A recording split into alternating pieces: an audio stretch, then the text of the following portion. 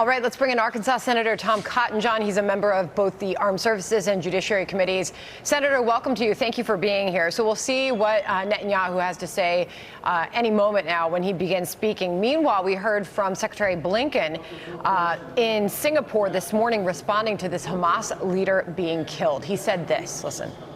Of course, I've seen the reports, and all I can tell you right now is I think nothing takes away from the importance of, as I said a moment ago, getting to the ceasefire. We've been working from day one not only to try to get to a better place in Gaza, but also to prevent the conflict from spreading. Okay, so will that happen, Senator? More pathetic weakness from Tony Blinken, just like you hear from Joe Biden and Kamala Harris all the time. The most important thing is not getting to a ceasefire or managing escalation. The most important thing is helping Israel defeat its terrorist enemies, who are our enemies as well. Of course, Hamas is dedicated foremost to the destruction of Israel, but let's not forget that Hamas has the blood of many Americans on its hands. And America is a safer place today because Ismail Haniyeh is no longer with us.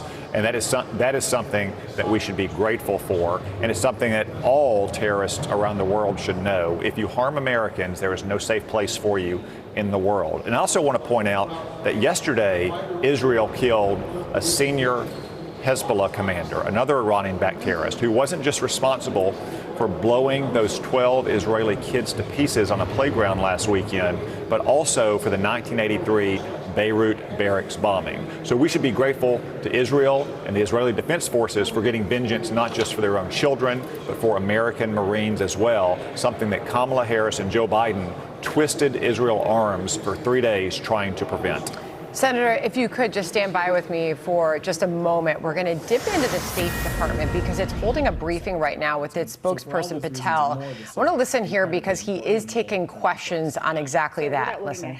Looking backwards, how essential had Haniyeh been in these discussions? I mean, we know that ultimately Yahya Sinwar was signing off on decisions that Hamas was making, but how essential was Haniyeh in the discussions to this point? So I'm not going to get into the specifics of that kind of those kinds of negotiations in terms of the pertinent actors and interlocutors. What I can say is through appropriate channels, we have been able to continue to communicate with Hamas and Israel, of course, as it relates to the contours of the deal and the negotiations that's on the table. And we continue to have confidence in our ability to do so and our ability to participate in these talks and work around the clock to get this deal done. Okay, so Senator, not offering a lot of new detail from the State Department there, but what we did just hear a moment ago is that the U.S. is not responsible for the death of this Hamas leader, among other things said in the briefing room just a moment ago.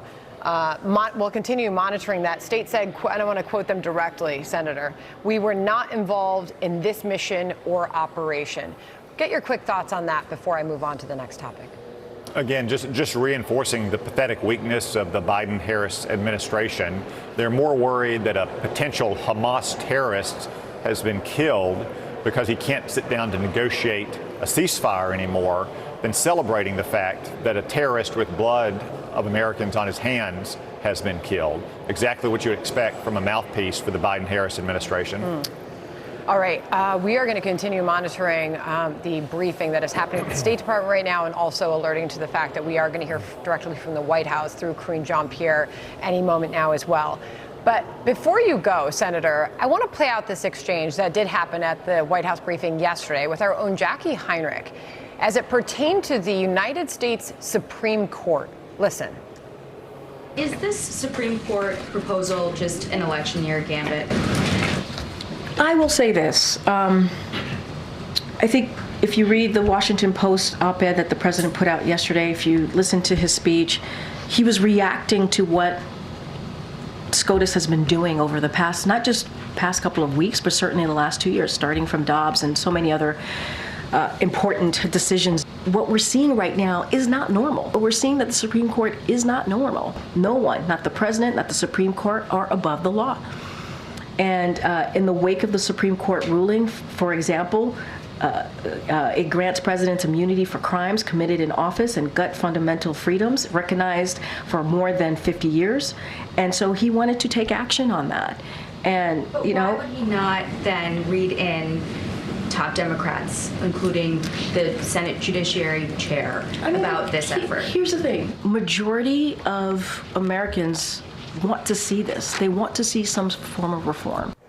What did you think about that? Coming directly from the White House, referencing what SCOTUS has been doing, starting from Dobbs and so many others. What we're seeing right now is not normal. We are seeing a Supreme Court that is not normal. Your reaction? Well, sadly, I think the answer to Jackie's question is that this proposal to pack the court is not an election year gambit. It's exactly what the Democratic Party wants to do. Joe Biden proposed it, but Kamala Harris said she endorses it. Just another example of how she's dangerously liberal, a San Francisco radical who would fundamentally break the rule of law and constitutional government by politicizing the highest court in the land. The Democrats may be calling the Supreme Court not normal because they're not used to having a constitutional majority on the court that applies the law and the Constitution as it's written, not as the Democratic Party wants. But I really do think that this is not an election year gambit.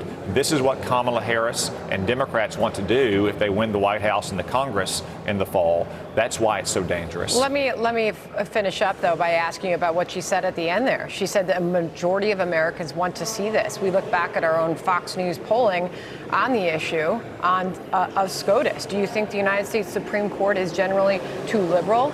That was about 20%. Too conservative, 45% say so. About right, 33%. On retirements and term limits, and those Americans who do say they want to see some sort of reforms, 81% favor mandatory retirement. 78% say that they favor an 18-year term limit. So is she right? Do a majority of Americans want to see some sort of reforms to the Supreme Court? No, Sandra, I don't think so. I'd point out a couple of things. One, a kind of age limit or term limit is very different from packing the court, which is what this plan in effect would do. And second, to adopt those kind of reforms cited in the poll, you would need a constitutional amendment, but they don't propose to do that. They propose to seize power, to break the rules of the Senate, and to ram it through on a partisan basis, to pack the court, which would forever politicize the court and undermine the rule of law in this country. Fundamental institutions that we could never go back from. And the American people, of course, reject that, just like they rejected it when Franklin Delano Roosevelt tried to do it at the height of his popularity in 1937. Senator, appreciate you joining us on all of that. Thank you very much. So the State Department continues